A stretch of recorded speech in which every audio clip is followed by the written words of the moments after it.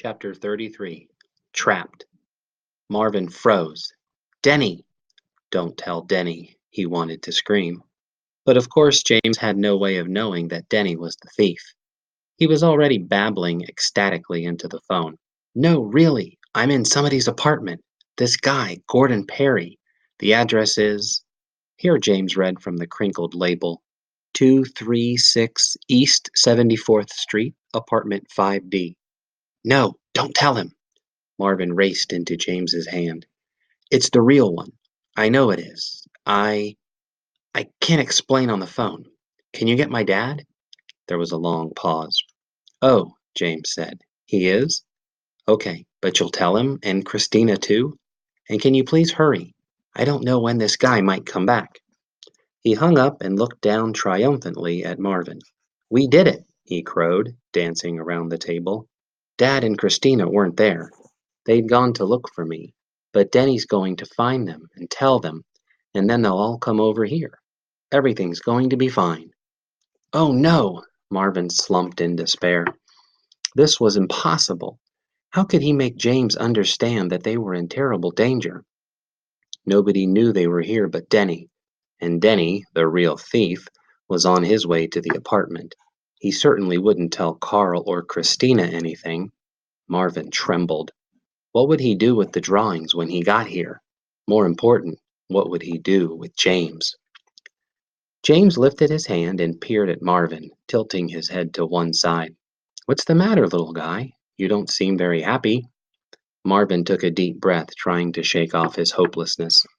He had to convince James to leave the apartment and to take the drawings with him. But how?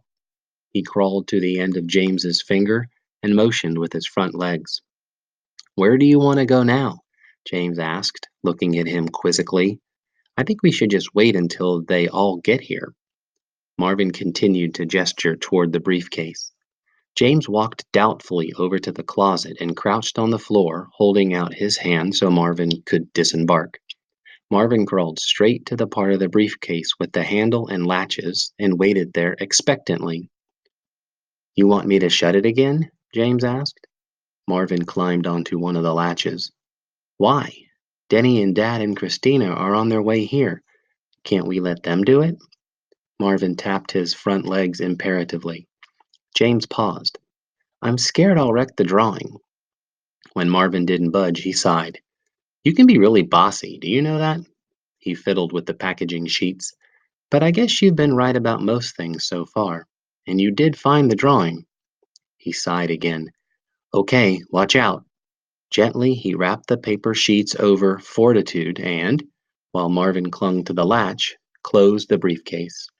Marvin was about to jump off when he caught sight of something under the briefcase's handle, imprinted in the worn leather, faintly traced in gold. What was it? Letters, he realized. 3 of them, faded almost beyond recognition.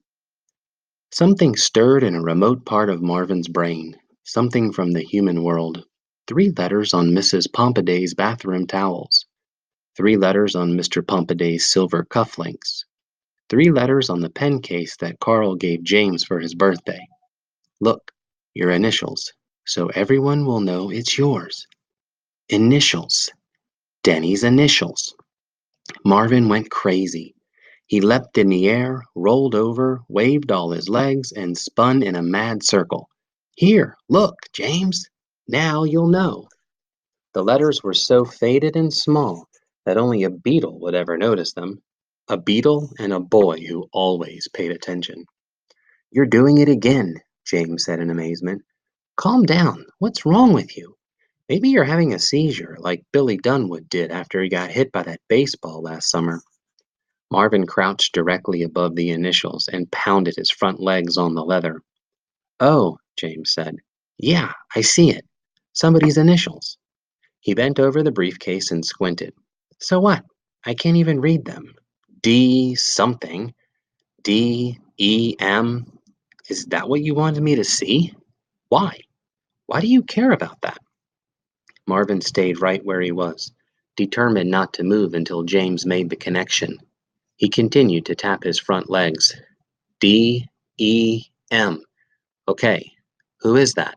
James asked him. "I guess it's not Gordon Perry, but he could have borrowed somebody else's briefcase.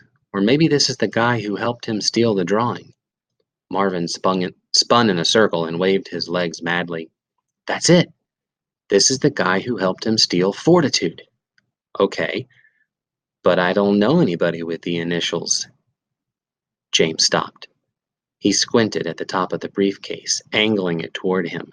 "What's this?" he asked, tracing his finger over a square insignia printed on the leather. Marvin saw it, too, on the top of the case, a small box with symbols inside it. "It's letters, too," James said.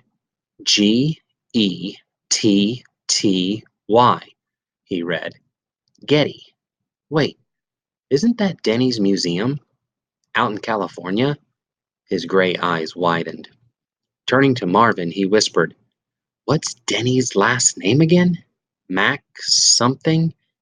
MacGuffin?" He shook his head. "But why would he? He couldn't have. He was the one who—" "Please," Marvin begged silently. If there was such a thing as mind reading, he needed James to do it right now. James stopped again, then sucked in his breath. "Oh my gosh! If it is Denny, he's coming. We have to get out of here." Yes, finally he understood. Marvin leapt onto James's outstretched hand and scooted under his jacket cuff. In a panic, James grabbed the handle of the briefcase and ran to the door of the apartment. They rushed into the hallway just as the elevator dinged. "What if it's Denny?" James whispered, frantic. He whirled around.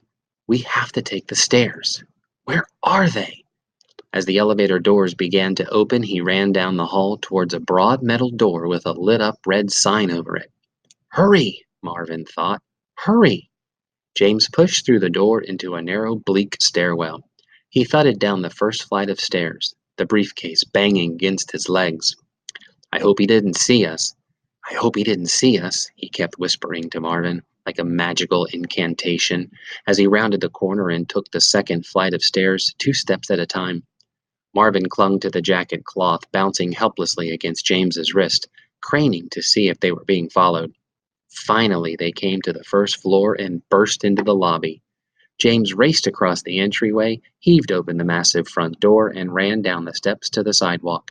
Outside, he paused only a moment, then took off down the street through the fast falling snow.